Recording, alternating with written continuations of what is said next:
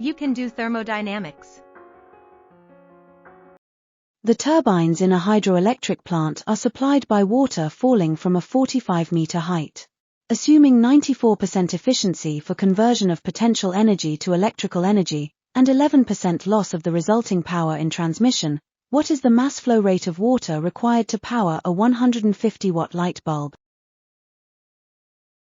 You are given the height of the falling water is 45 meters. The efficiency for conversion of potential energy is 94%. The loss of power in transmission is 11%.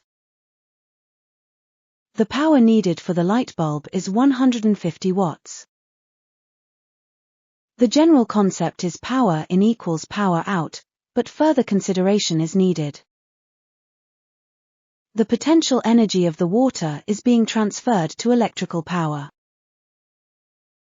The end electrical power needed is the 150 watts for the light bulb. Take into consideration the loss of power in transmission is 11%.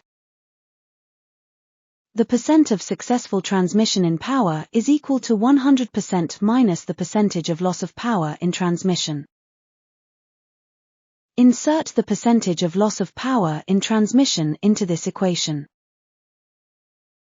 The difference between 100% and 11% is 89%, which is the percentage of the successful transmission of power. Add this value to your list of given values.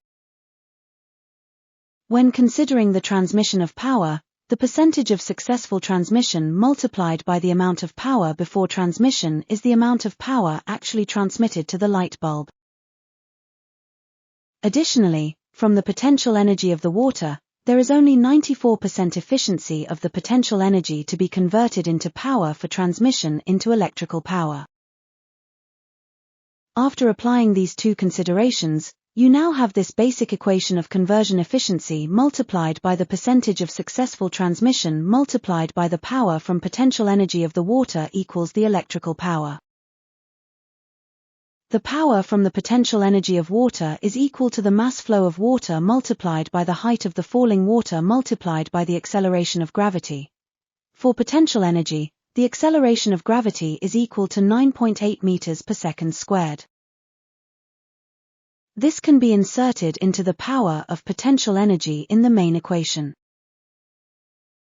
You now have the equation of conversion efficiency multiplied by percentage of successful transmission multiplied by the mass flow of water multiplied by the height of falling water multiplied by the acceleration of gravity equals the electrical power. This equation can be rearranged to solve for the mass flow of water, which equals the electrical power divided by the multiplication of the percentage of efficiency for conversion of the potential energy of water, the percentage of successful transmission, the height of the falling water, and the acceleration of gravity. You know the electrical power needed is 150 watts for the light bulb. You have the rest of the values for the variables in the right side of this equation.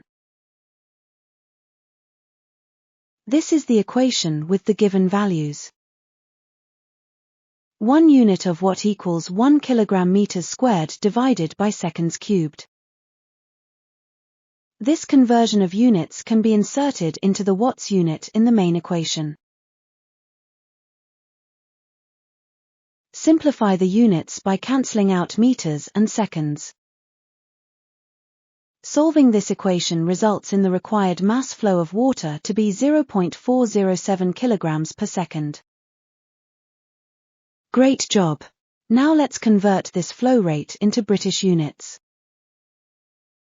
Assuming that 1 gallon of water has a mass of 3.79 kilograms, what is the volumetric flow rate of water required in terms of gallons per minute? Start with the required flow rate of 0.407 kilograms per second. 1 gallon equals 3.79 kilograms.